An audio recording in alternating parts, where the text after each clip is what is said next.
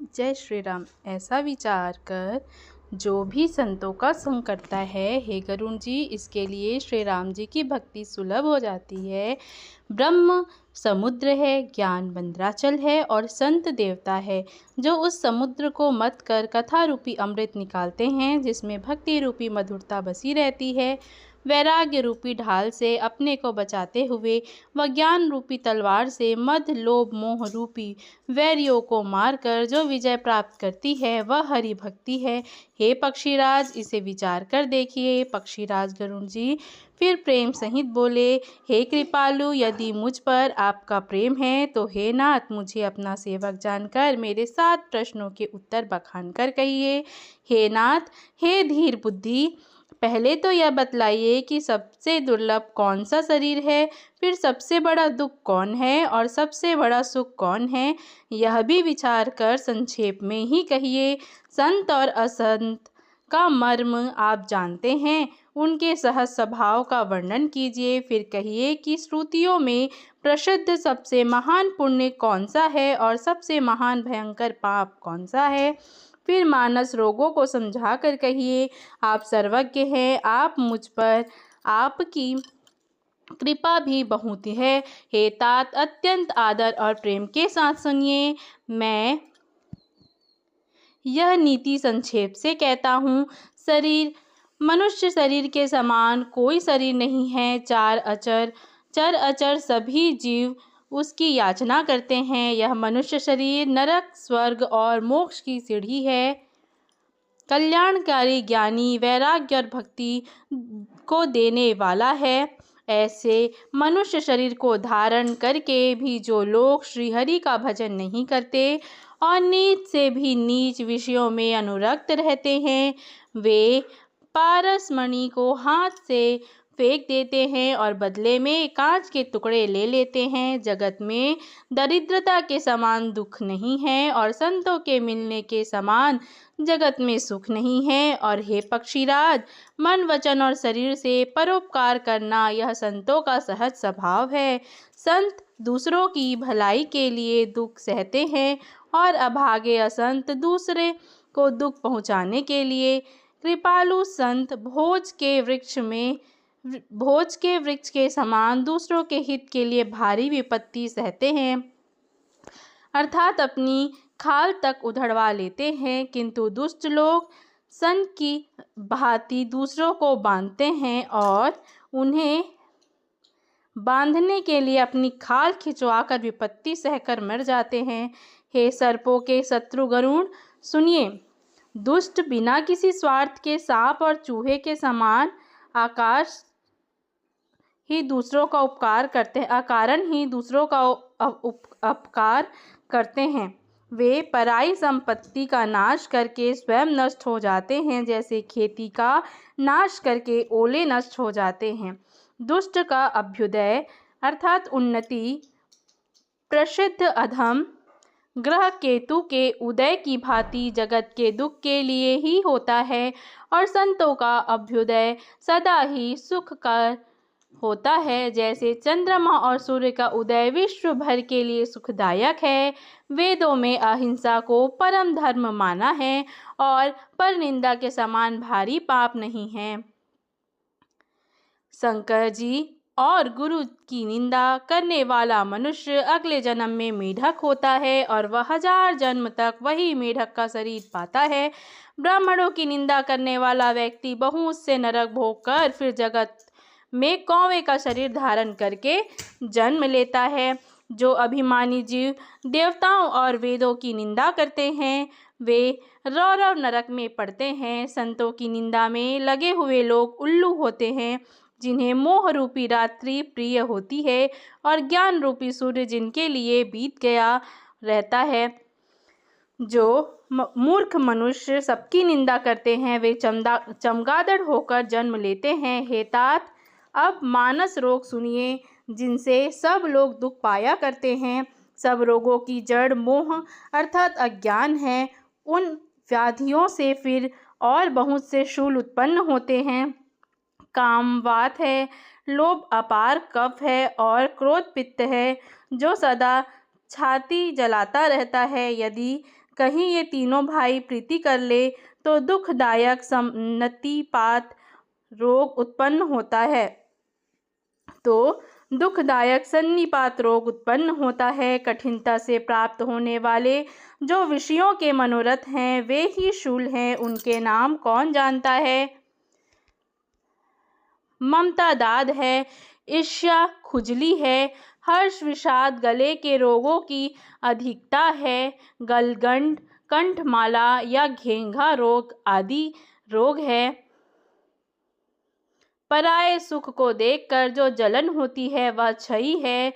दुष्टता और मन की कुटिलता की कोढ़ है। अहंकार अत्यंत दुख देने वाला डमरू अर्थात गांठ का रोग है। दंभ कपट मद और मान नहरुआ अर्थात नसों का रोग है। तृष्णा बड़ा भारी उदर वृद्धि अर्थात जलोदर रोग है। 3 प्रकार पुत्र धन और मान की प्रबल इच्छा प्रबल तिजारी है। मत्सर और अविवेक 2 प्रकार के ज्वर हैं। इस प्रकार अनेक बुरे रोग हैं जिन्हें कहाँ तक कहूँ। एक ही रोग के वश होकर मनुष्य मर जाते हैं, फिर ये तो बहुत से असाध्य रोग हैं। ये जीव को निरंतर कष्ट देते रहते हैं। ऐसी दशा में वह समाधि को कैसे प्राप्त करे अर्थात शांति को कैसे प्राप्त करे। नियम धर्म आचार उत्तम आचरण तप ज्ञान यज्ञ जप दान तथा और भी करोड़ों औषधियाँ हैं, परंतु हे गरुण उनसे ये रोग नहीं जाते। इस प्रकार जगत में समस्त जीव रोगी हैं, जो शोक हर्ष भय प्रीति और वियोग के दुख से और भी दुखी हो रहे हैं। मैंने ये थोड़े से मानस रोग कहे हैं, ये हैं तो सबको, परंतु इन्हें जान पाए हैं कोई विरले ही। प्राणियों को जलाने वाले ये पापी रोग जान लिए जाने से कुछ क्षीण अवश्य हो जाते हैं, परंतु नाश को नहीं प्राप्त होते। विषय रूप कुपथ्य पाकर ये मुनियों के हृदय में भी अंकुरित हो उठते हैं। तब बेचारे साधारण मनुष्य को क्या चीज है। यदि श्री राम जी की कृपा से इस प्रकार का संयोग बन जाए तो ये सब रोग नष्ट हो जाए। सद्गुरु रूपी वैद्य के वचन में विश्वास हो, विषयों की आशा ना करे, यही संयम अर्थात परहेज हो। श्री रघुनाथ जी की भक्ति संजीवनी जड़ी है। श्रद्धा से पूर्ण बुद्धि ही अनुपान है अर्थात दवा के साथ लिया जाने वाला मधु। इस प्रकार का संयोग हो तो वे रोग भले ही नष्ट हो जाए, नहीं तो करोड़ों प्रयत्न से भी नहीं जाते।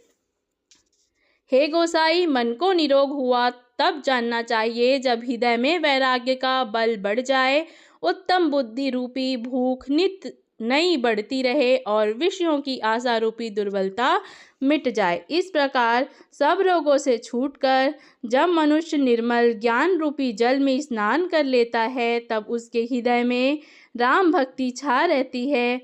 शिव जी, ब्रह्मा जी, शुकदेव जी, सनकादि और नारद आदि ब्रह्म विचार में निपुण जो मुनि हैं, हे पक्षीराज, उन सब का मत यही है कि श्री राम जी के चरण कमलों में प्रेम करना चाहिए। श्रुति पुराण और सभी ग्रंथ कहते हैं कि श्री रघुनाथ जी की भक्ति के बिना सुख नहीं है। कछुए की पीठ पर भले ही बाल उग आए, बांझ का पुत्र भले ही किसी को मार डाले, आकाश में भले ही अनेक प्रकार के फूल खिल उठे, परंतु श्रीहरि से विमुख होकर जीव सुख नहीं प्राप्त कर सकता।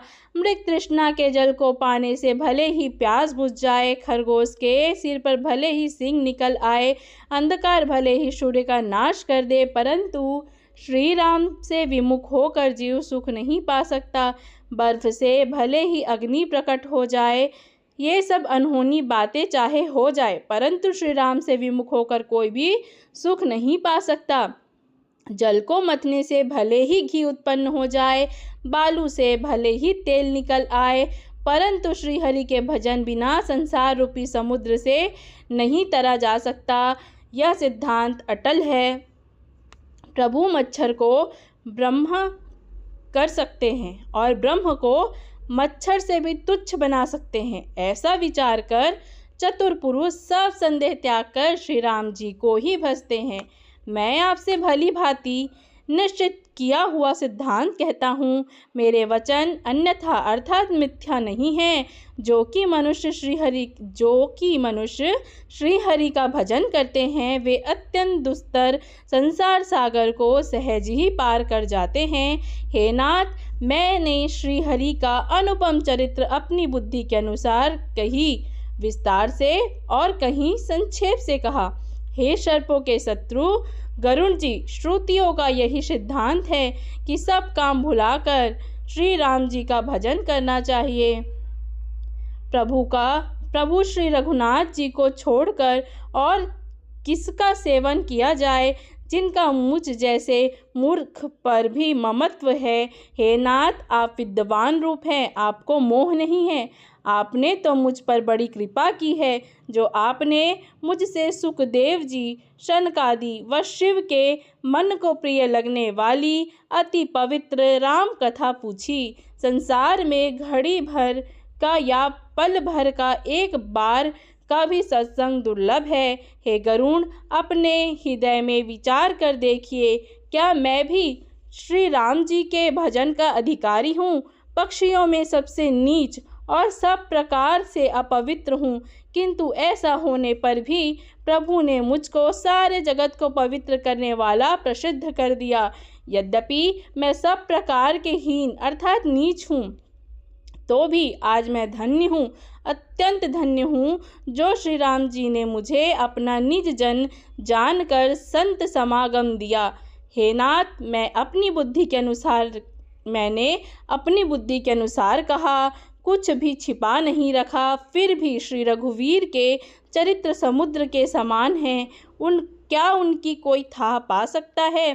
श्री रामचंद्र जी के बहुत से गुण समूहों का स्मरण करके पूजान भुषुंडी जी बार बार हर्षित हो रहे हैं, जिनकी महिमा वेदों ने नेति नेति कर गाई है, जिनका बल प्रताप और प्रभुत्व अतुलनीय है।